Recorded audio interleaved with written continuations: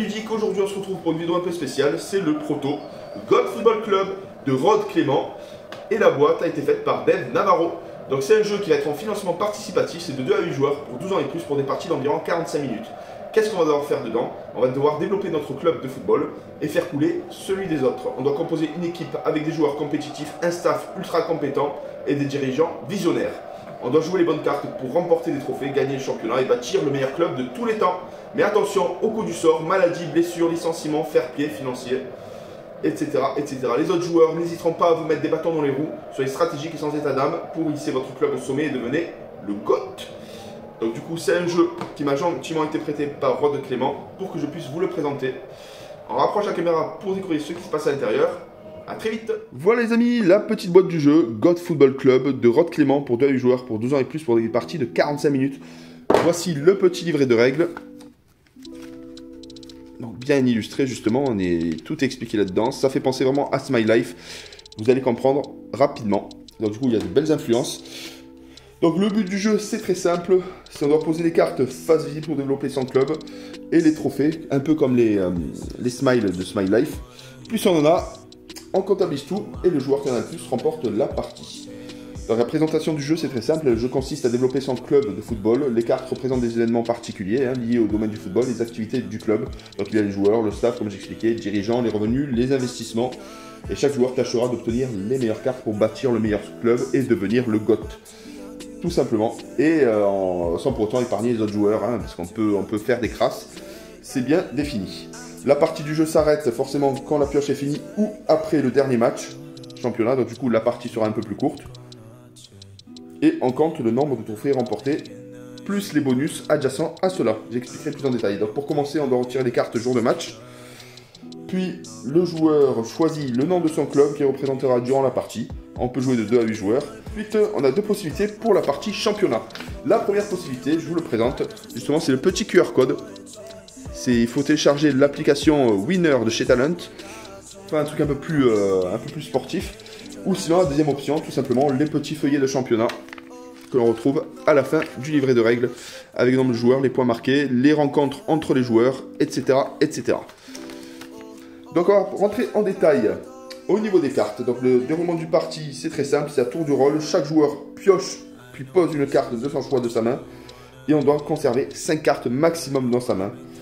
Donc pour développer son club, on va devoir poser devant soi les différentes cartes.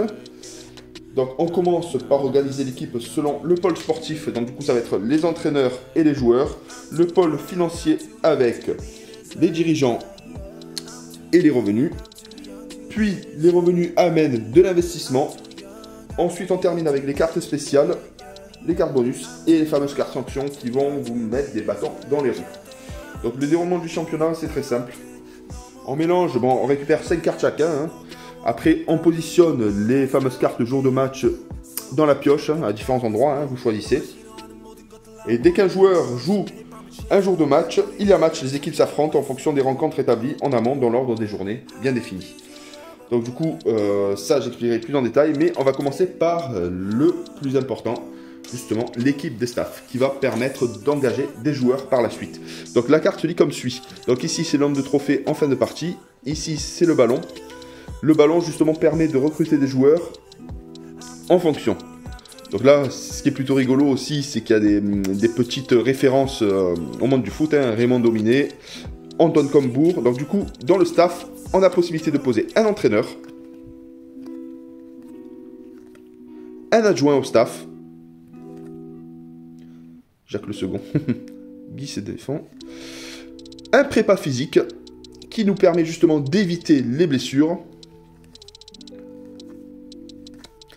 un prépa mental qui permet d'éviter les suspensions,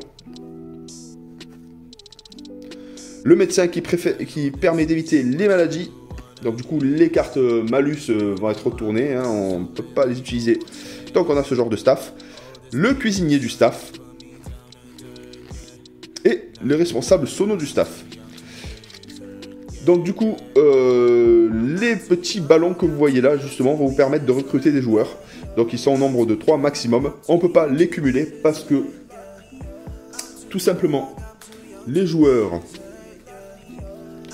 sont à 3 ballons maximum. Mais il y a possibilité d'avoir l'ensemble du staff en un exemplaire.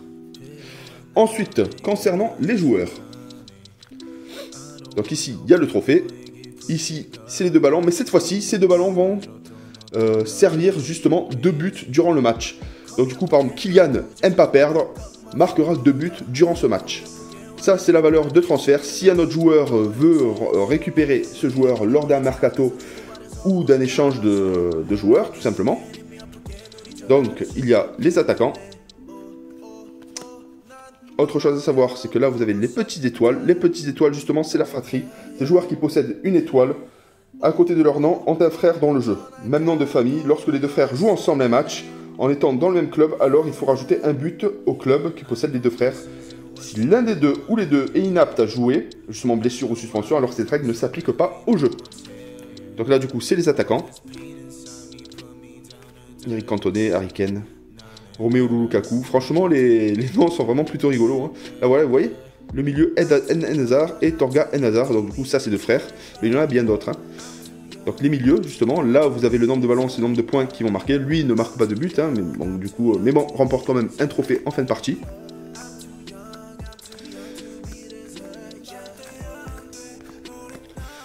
Et on termine... Bon, après, il y a les défenseurs. On termine par les gardiens. Par contre, les gardiens, les ballons sont verts. Donc, du coup, c'est le nombre de buts qu'ils arrêtent face à leur adversaire. Donc là, ça, c'est les gros gardiens, Grégory Coupel. Ah, les attaquants, j'ai oublié de mettre au début de partie. Autre chose à savoir, on a l'obligation maximale de poser 2 attaquants, 2 milieux, 2 défenseurs et un goal. Pas au-delà. Ensuite, on va passer du côté investissement. Donc, du coup, investissement, ça concerne toute la partie présidence dirigeant. Donc ici, c'est le nombre de trophées qu'on récupère en fin de partie. Ici, c'est la valeur liée aux investissements, non cumulables, bien évidemment. Donc, Koji Rection. Jean-Michel Aulas. Oh, mais c'est plutôt bien joué. Les fameux présidents. Ensuite, il y a les trésoriers, les responsables marketing, directeur sportif, responsable matériel, intendant et traducteur. Pareil, même principe que le staff, on a l'obligation de poser qu'un type de dirigeant par thème choisi. Donc les dirigeants sont des cartes qui indiquent le niveau de développement du membre du pôle finance. Le niveau de chaque dirigeant représenté par 0 à 4 billets. On ne peut pas doubler les postes, comme j'ai expliqué. Donc du coup, concernant les dirigeants, ensuite il y a les revenus. Les revenus qui vont donner de l'investissement par après. Donc du coup, tout simplement,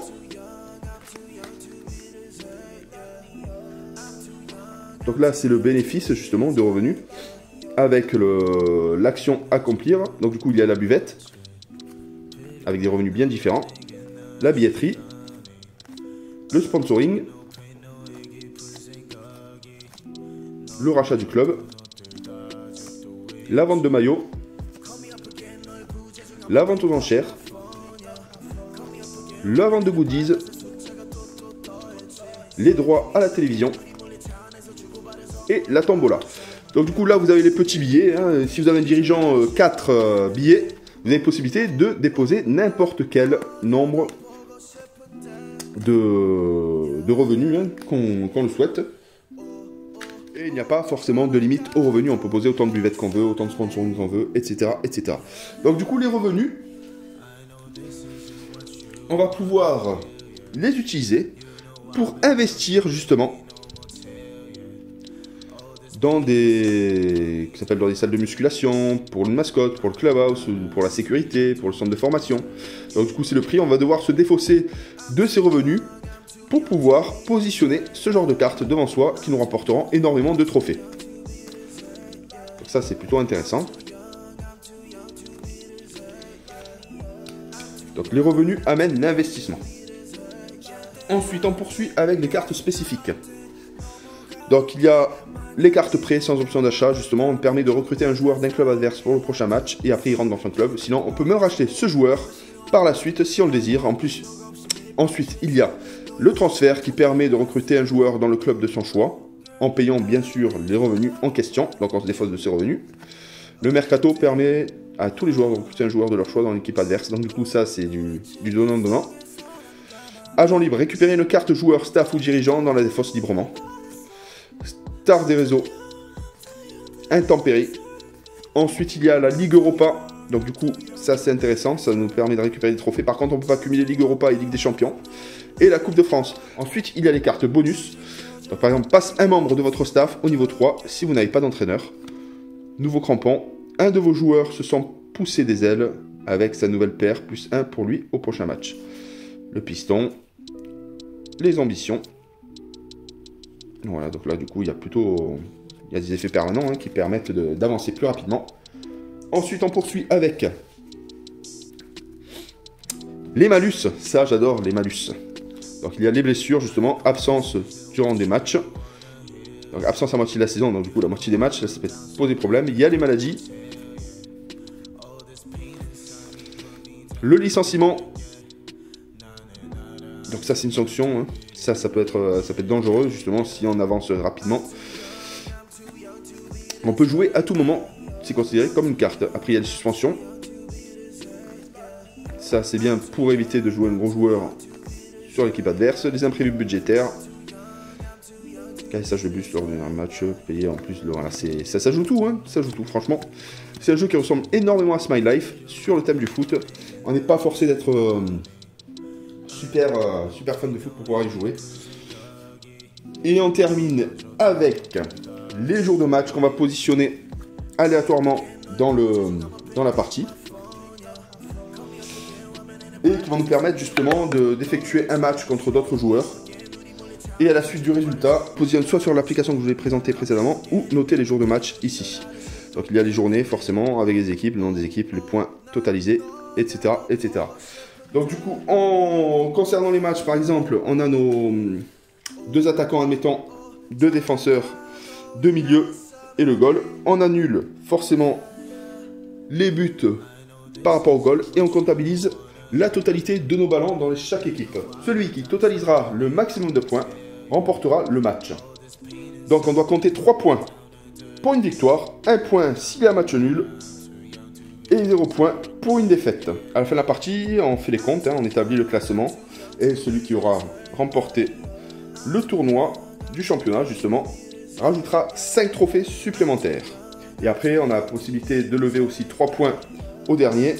Et on peut moduler en donnant également des trophées supplémentaires au 2e et 3e joueur et ainsi de suite, suivant le nombre de joueurs. Bon voilà, j'espère que vous avez apprécié cette petite vidéo d'unboxing.